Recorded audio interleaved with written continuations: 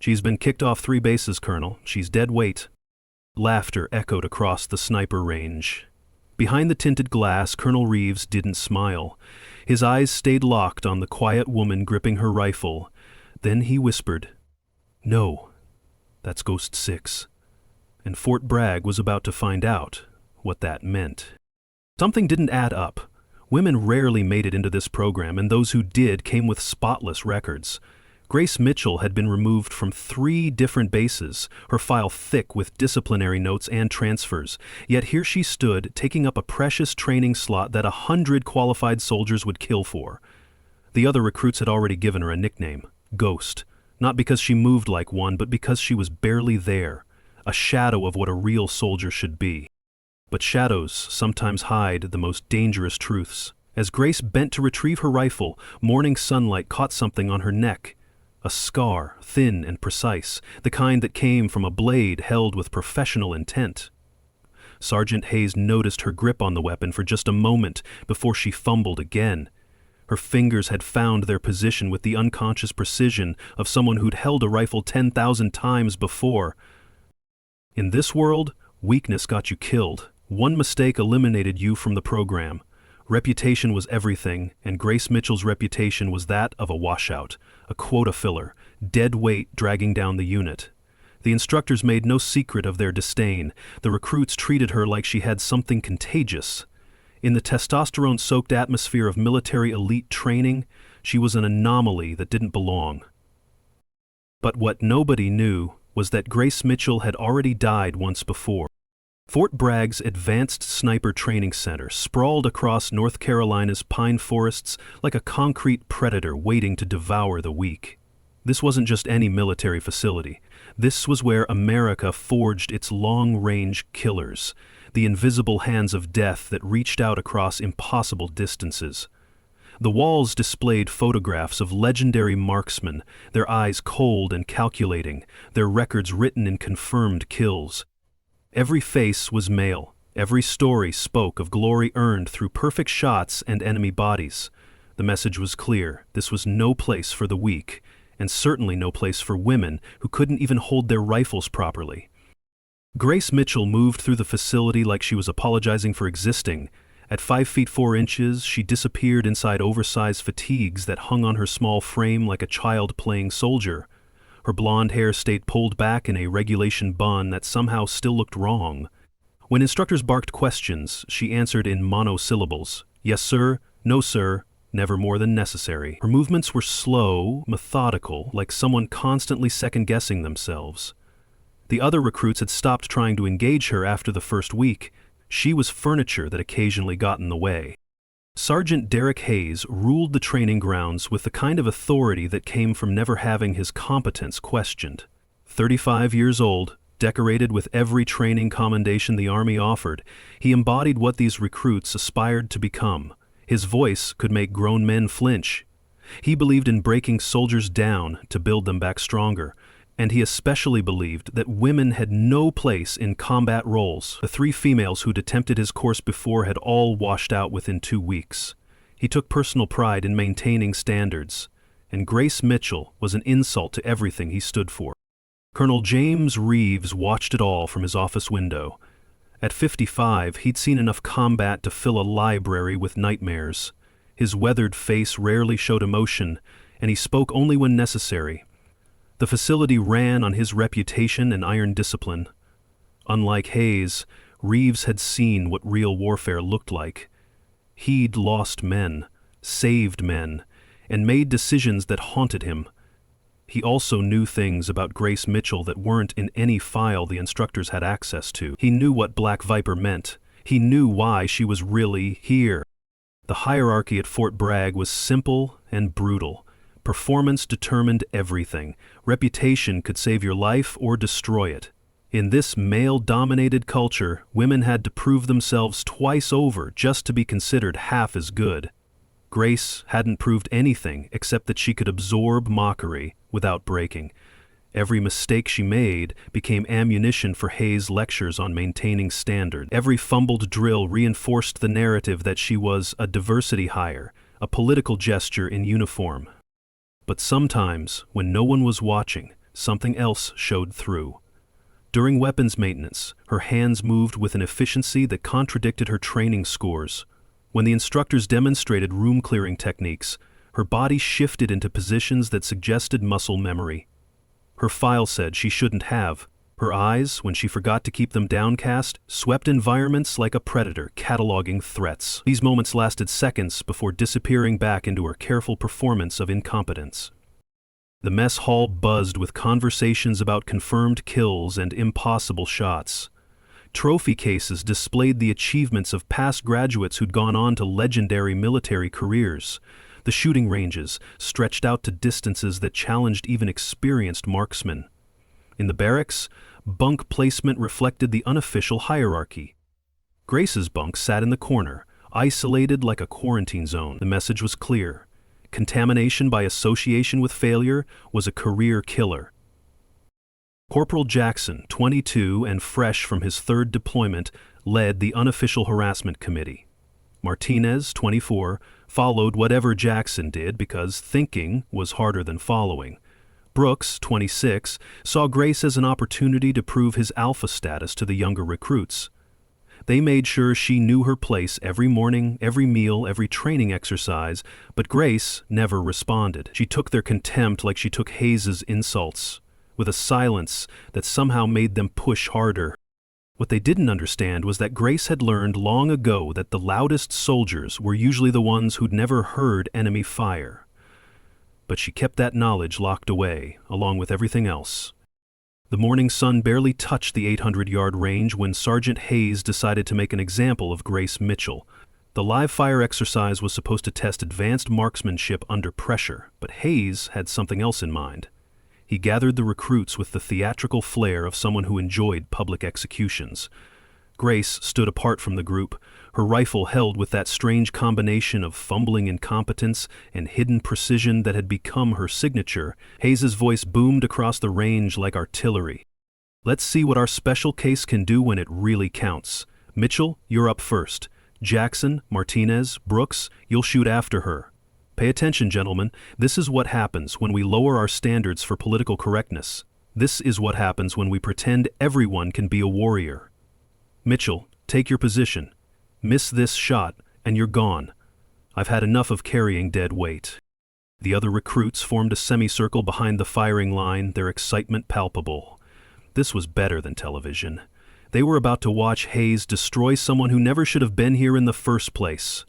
Grace accepted the rifle Hayes handed her without examining it, another sign of her amateur status. A real sniper would have checked every component. But as she moved toward the prone position, something subtle shifted in her bearing. Her breathing changed, became rhythmic in a way that Hayes almost noticed before dismissing it. Grace lay down on the shooting mat with movements that seemed clumsy until you realized each adjustment positioned her body in textbook perfect alignment. The rifle Hayes had given her was deliberately sabotaged, its scope knocked off zero, the barrel slightly fouled. 800 yards in a crosswind with damaged equipment was a shot that would challenge even experienced marksmen. Hayes wanted her to fail spectacularly, publicly. Finally, the recruits whispered bets on how badly she'd miss. "Take your time, Mitchell." Hayes' voice dripped sarcasm. "We've got all day to watch you embarrass yourself. Although honestly, I don't know why you're even trying. 3 bases couldn't make a soldier out of you. What makes you think you belong here? Women like you get real warriors killed. You're taking a spot from someone who could actually contribute. But please, show us your skills." Grace's response was silence. She settled into her position with the kind of stillness that made the air around her seem to pause. Her finger found the trigger guard, her eye aligned with the damaged scope. For a moment, just a moment, the fumbling trainee disappeared. What remained was something else entirely. Something that made Corporal Jackson stop mid-joke. Something that made Martinez take an unconscious step back. Something that Colonel Reeves, watching from his office window, had been waiting to see. The shot, when it came, was perfect. 800 yards through a 10-mile-per-hour crosswind, with a scope that should have thrown the bullet 3 feet off target. The steel target rang like a bell, dead center mass. The laughter died instantly. 20 recruits stood in absolute silence, processing what they'd just witnessed. Hayes grabbed the rifle, examined the scope, confirmed it was as damaged as he'd arranged. His face went through several shades of red before settling on purple. Lucky shot. That's all Hayes could manage. Pure luck. Nobody makes that shot with this equipment. Nobody. Mitchell, do it again. Right now. Same target. Prove that wasn't a fluke. Because we all know it was. There's no way someone like you has that kind of skill. No way. Grace stood slowly, handed the rifle back without a word, and walked toward her place in formation. She didn't argue. She didn't defend herself. She didn't even acknowledge what she'd just done. But the damage to Hazy's narrative was complete. The recruits looked at her differently now. Jackson studied her stance, trying to understand how she'd compensated for the wind. Martinez noticed how her trigger pull had been timed between heartbeats. Brooks saw the way she'd adjusted for the damaged scope without even seeming to check it. Colonel Reeves chose that moment to make his appearance. He walked onto the range with the measured pace of someone who'd learned that rushing rarely improved outcomes. Hayes snapped to attention, the other instructors following suit. The colonel's weathered face revealed nothing as he surveyed the scene. His eyes lingered on Grace for a moment before turning to Hayes. When he spoke, his voice carried the kind of quiet authority that made shouting unnecessary. "Sergeant Hayes, a word." The two men stepped away from the recruits, but not far enough to prevent fragments of conversation from drifting back. Something about red line operations, something about classification levels, something about things Hayes wasn't cleared to know. When Hayes returned, his face had lost several shades of color. He looked at Grace with something new in his eyes. Not respect, not yet, but uncertainty. The foundation of his world had developed a crack. That night, Colonel Reeves made a call to a secure line. "Sir, she's here, the last one. Should I tell them who she really is?" The voice on the other end was cold. "Not yet. Let's see what she's made of now." 3 weeks of systematic humiliation had pushed Grace Mitchell to the edge of visibility. Hayes assigned her every punishment detail, every extra watch, every degrading task he could justify under training protocols. But something had shifted since the shooting range incident. The recruits watched her now with curiosity instead of contempt. Brooks finally voiced what they'd all been thinking during a midnight watch. "What are you hiding? Nobody makes shots like that and stays silent. Nobody takes this much abuse without breaking. Who are you, really?" Grace's response was the same silence that had become her shield, but this time it triggered something in Hayes. The next morning, he made an announcement that would change everything. "Since Mitchell thinks she's special, tomorrow she demonstrates her expertise to the entire facility. Every instructor, every recruit, every support staff member will watch her show us what 3 failed base assignments taught her. When she fails, and she will fail, maybe we can finally return to real standards." The assembly hall filled with anticipation. Word had spread about the impossible shot, grown in the telling until Grace had become either a secret genius or the luckiest amateur in military history.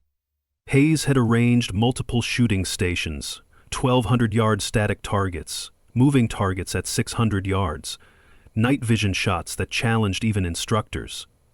He wanted to destroy not just Grace, but the mythology growing around her. What he didn't know was that Colonel Reeves had received a phone call that changed everything. The classified file in Reeves' hand felt heavier than its weight suggested. As Hayes prepared to begin his public execution, Reeves stepped forward. His voice cut through the anticipation like a blade. "Sergeant Hayes, before we proceed, I have a question. What do you know about Operation Redline?" Hayes straightened, confusion evident. "Never heard of it, sir. That's classified, well above my level." "Indeed it is." Reeves opened the file.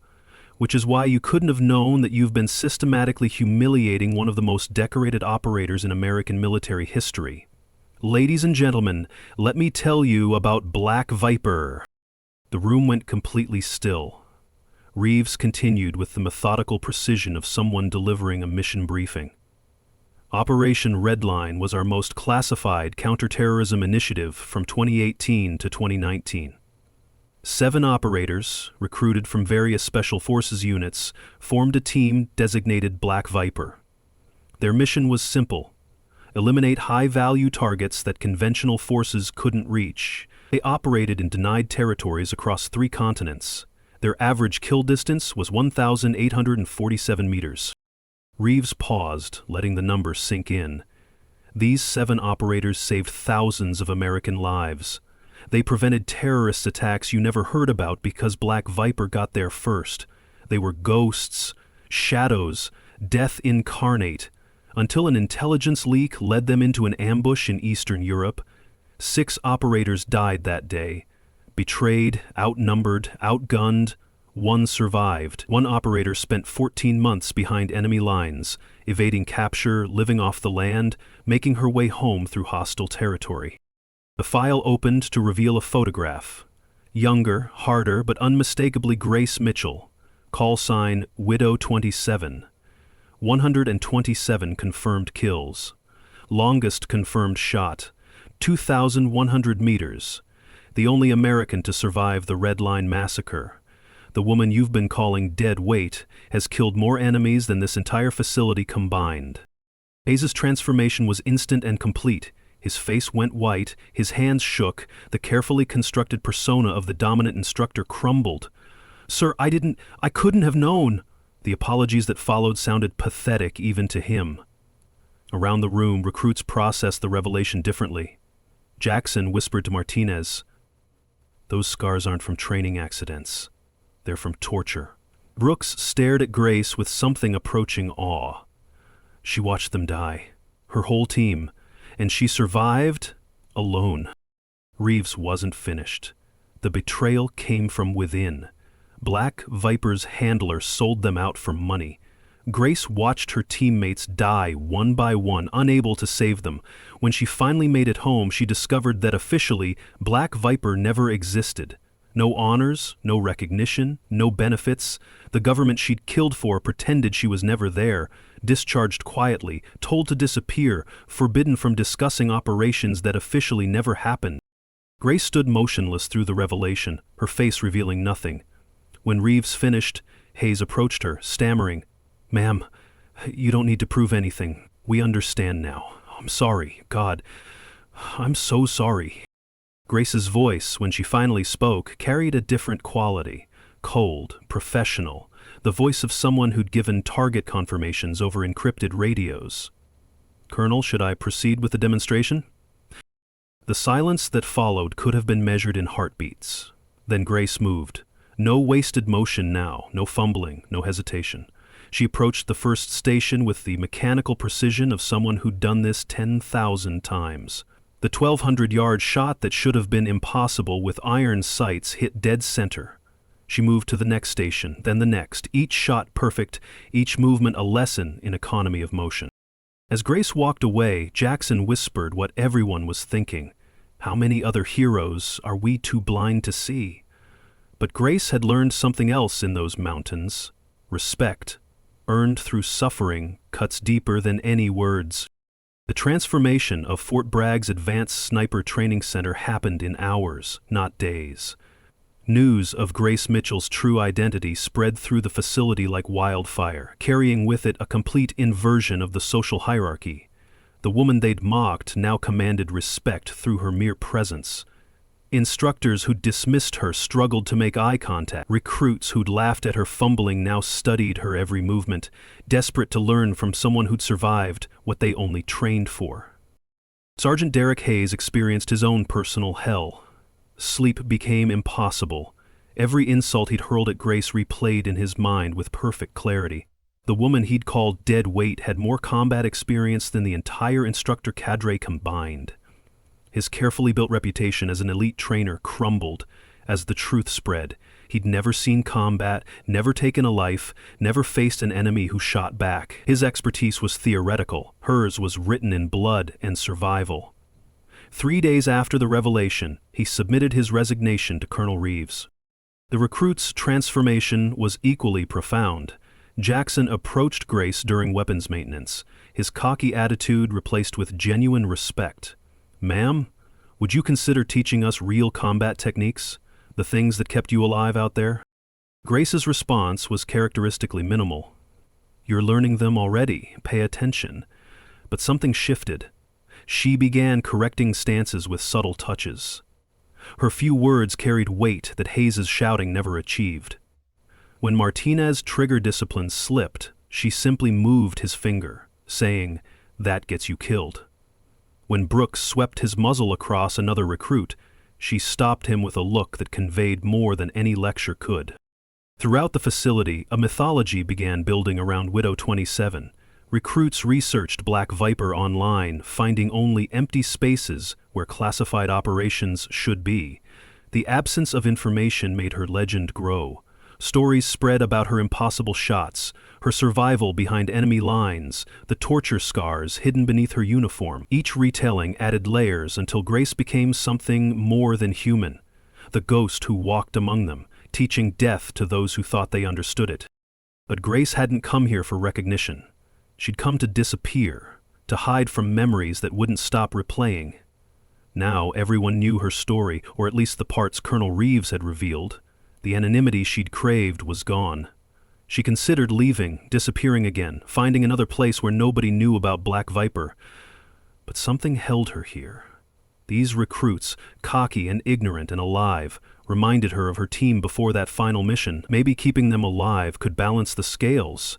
Maybe teaching them could quiet the ghosts. Late one night, Jackson found her on the range, sending rounds down range in perfect rhythm. The mechanical precision of her shooting was hypnotic. Between magazines, he asked the question everyone wondered about. Why did you stay silent so long? Why let Hayes humiliate you? Grace loaded another magazine before answering. Words don't bring back the dead, but maybe training you will save the living. Her voice carried the weight of 14 months alone in hostile territory, of watching 6 teammates die, of surviving when she shouldn't have. For the first time, she'd explained her motivation to someone who might understand. Hayes's attempted redemption came 2 days before his planned departure. He found Grace cleaning her rifle in an empty classroom, approached with none of his former swagger. "I was wrong, about everything, about you, about women in combat, about what makes a warrior. I'm sorry." The words came out stilted, formal, nothing like his usual booming confidence. Grace studied him for a long moment, reading something in his face that made her nod. "You were doing your job. I was hiding from mine." The absolution in those simple words hit Hayes harder than any condemnation could have. When he told Reeves he was leaving because he couldn't train killers when he'd never killed, the colonel's response surprised him. "Then learn from someone who has. Stay, learn, become what you've been pretending to be." Hayes stayed. He became Grace's first official student, following her sparse instructions with the dedication of someone given a second chance. His transformation from tormentor to disciple became another layer in the mythology surrounding Widow 27. If she could humble and rebuild someone like Hayes, what couldn't she do? Grace never accepted a formal instructor position, but it didn't matter. The recruits naturally deferred to her expertise. When she demonstrated a technique, training stopped to watch. When she corrected a stance, that correction became gospel. She taught through example rather than words, showing rather than telling. Her authority came from competence so obvious that rank became irrelevant. The healing happened slowly, measured in small victories. Each recruit who mastered a technique she taught was a small redemption. Each life she might save through proper training balanced against the ones she couldn't save.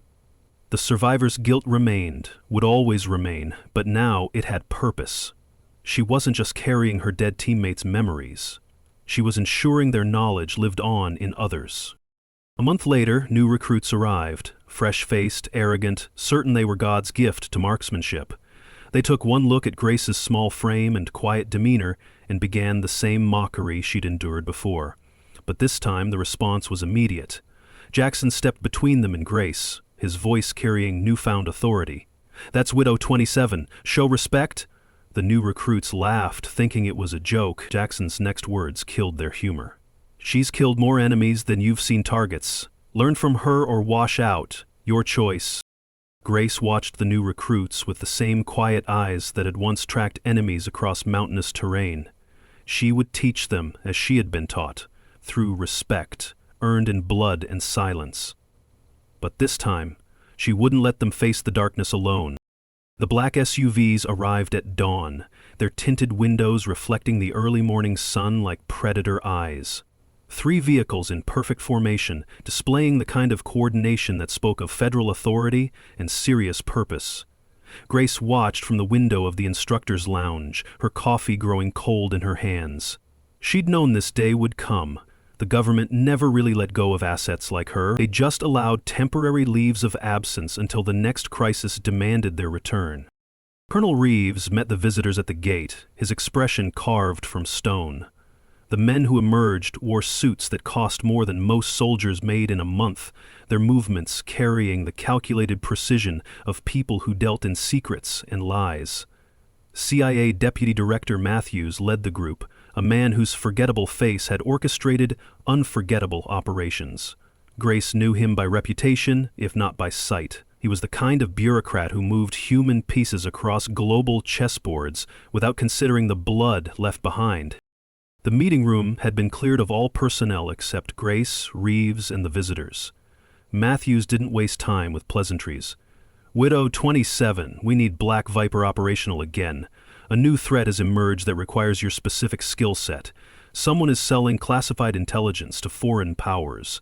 American assets are dying. Operations are being compromised.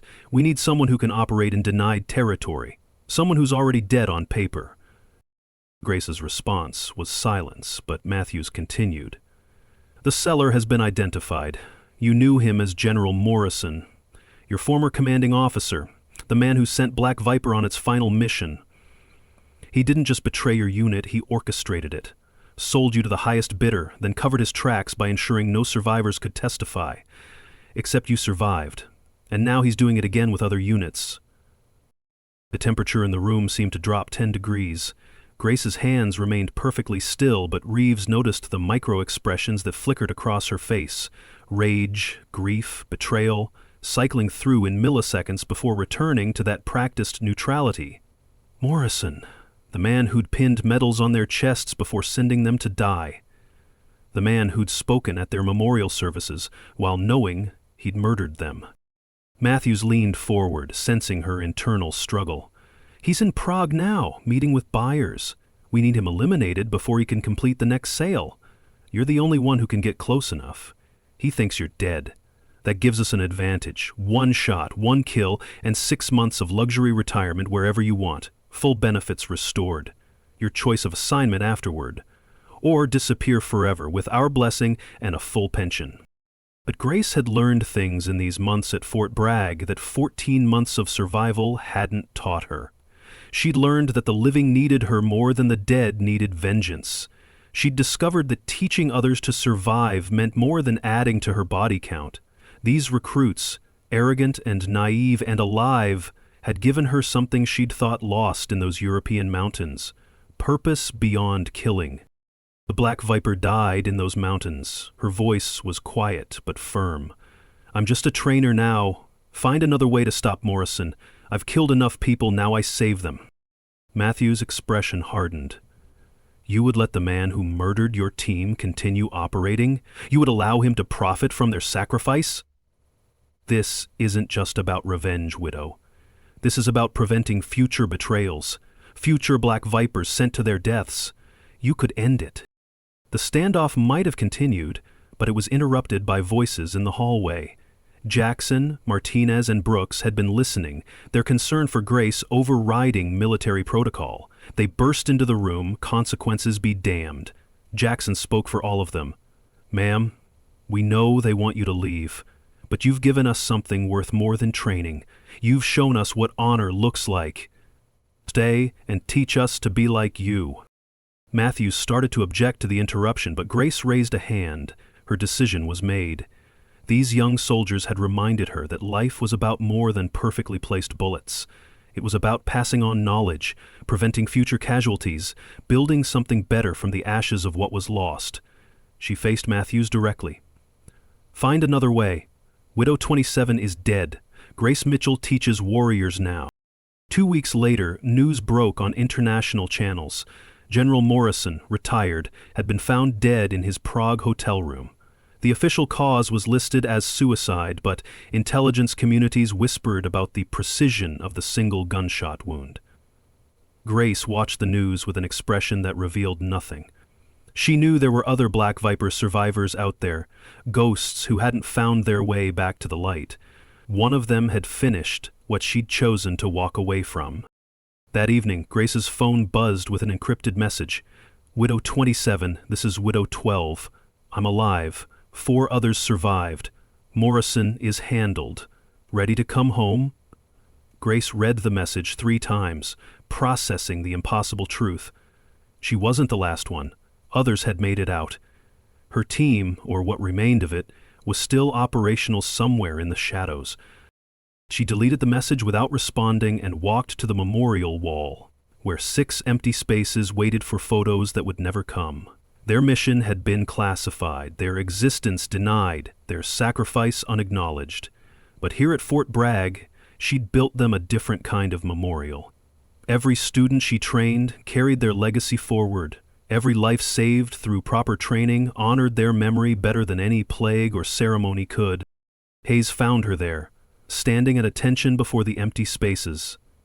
He'd completed his transformation from arrogant instructor to humble student, now wearing a small Black Viper memorial patch he'd had made. Without words, he stood beside her, sharing the vigil. Others joined them: Jackson, Martinez, Brooks, then more recruits who'd heard the stories and understood the weight of unrecognized sacrifice. 6 months later, Fort Bragg's Advanced Sniper Training Center had become the premier combat preparation facility in the Americas. Grace's methods, born from survival and loss, revolutionized how America trained its long-range specialists. The Wall of Honor now bore her photograph, not as Widow 27, but as Grace Mitchell, Master Instructor. The plaque beneath read simply, "She teaches warriors." But late at night, when the ranges were empty and the barracks quiet, Grace's phone would buzz with encrypted messages, updates from ghosts she'd thought dead, requests to rejoin the Shadow War, reminders that some battles never truly ended. She deleted them all, choosing her new mission over her old one, until the night a message arrived that changed everything. "Widow 27, they're rebuilding Black Viper, new recruits. Morrison had a successor. They need someone who remembers the original protocols, someone who can train them to survive what we barely did." Grace Mitchell had learned that the greatest victory wasn't surviving hell. It was choosing to build heaven for those who came after. But as she walked toward the barracks, her phone buzzed with another encrypted message. Some ghosts, it seemed, refused to stay buried.